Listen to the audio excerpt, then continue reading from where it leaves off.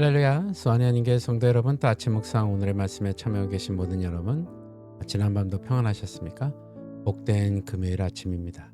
오늘도 주님께서 주시는 말씀을 통해서 하루의 삶을 온전히 주님 앞에 올려드리며 나아가는 저와 여러분이 되시길 바랍니다.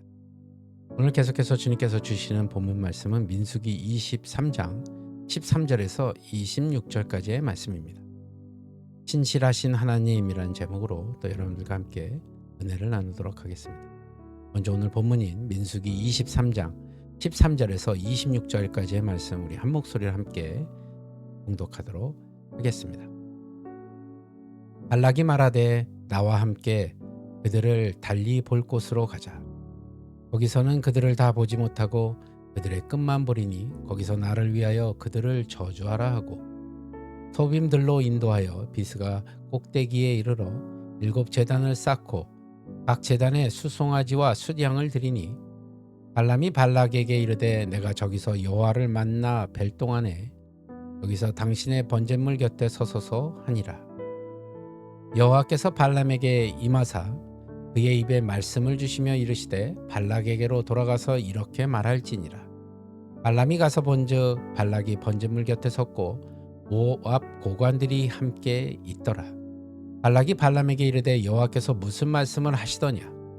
발람이 예언하여 이르기를 발락이여 일어나 들을지어다. 십볼의 아들들이여 내게 자세히 들으라.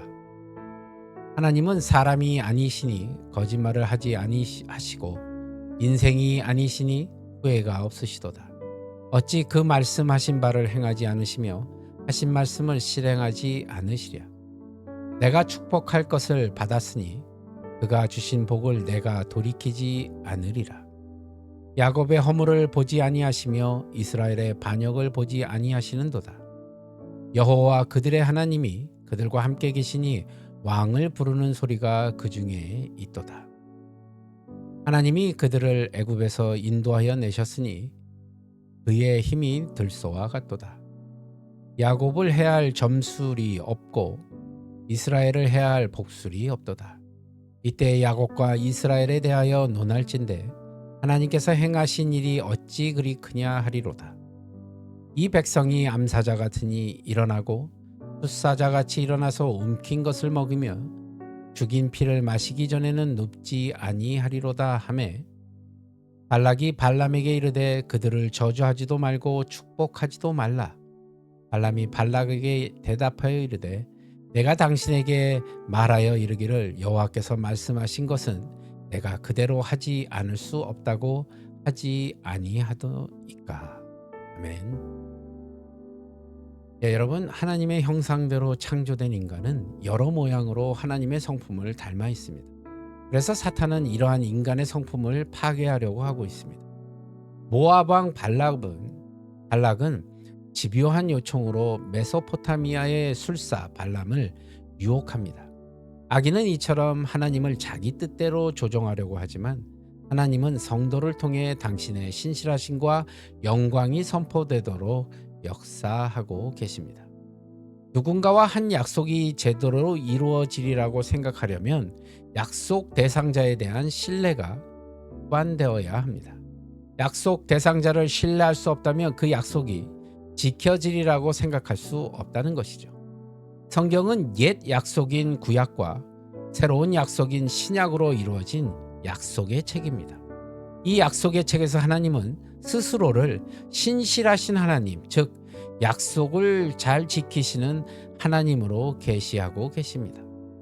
신실하신 하나님은 단순히 말을 바꾸지 아니하시고 거짓말을 하지 아니하시는 분이 아닙니다.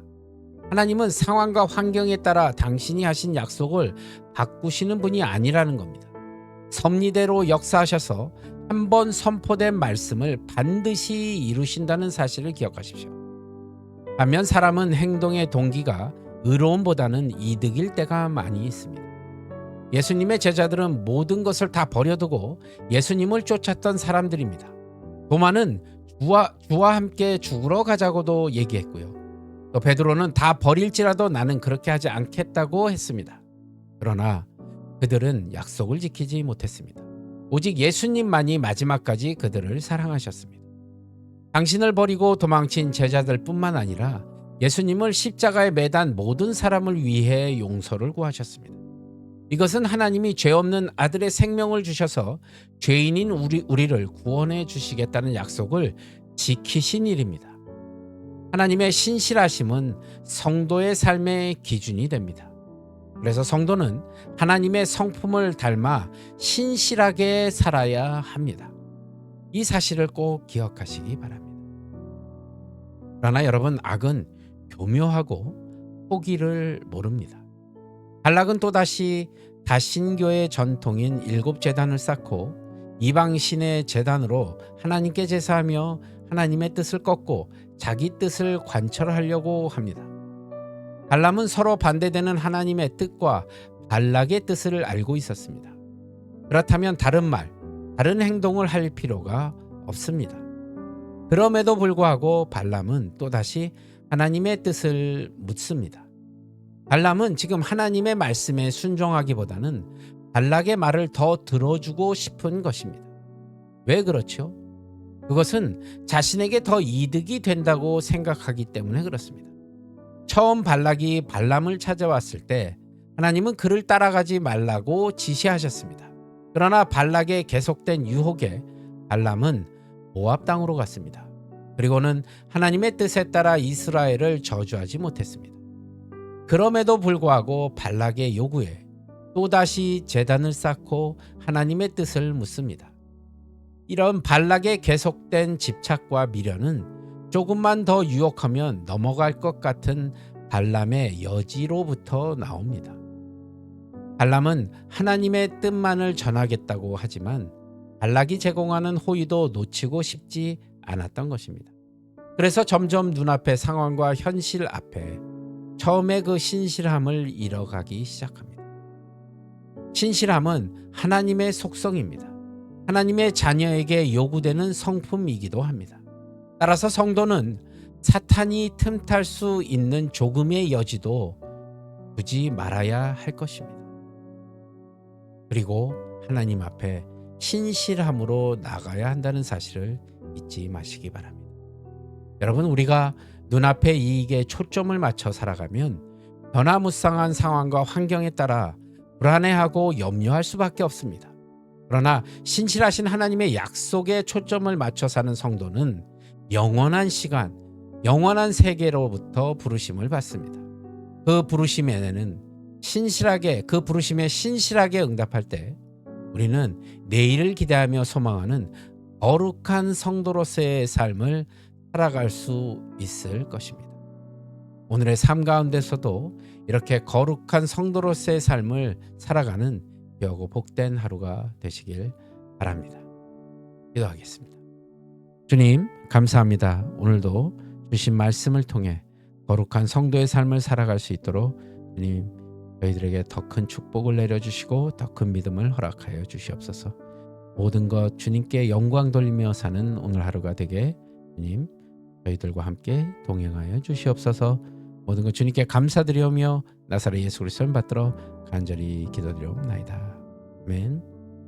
여러분, 오늘의 삶 가운데서도 승리하시고 또 주님의 그 부르심에 신실하게 응답하며 거룩하게 살아갈 수 있도록 오늘 하루도 그 안에서 승리하시는 저와 여러분이 되시길 바랍니다.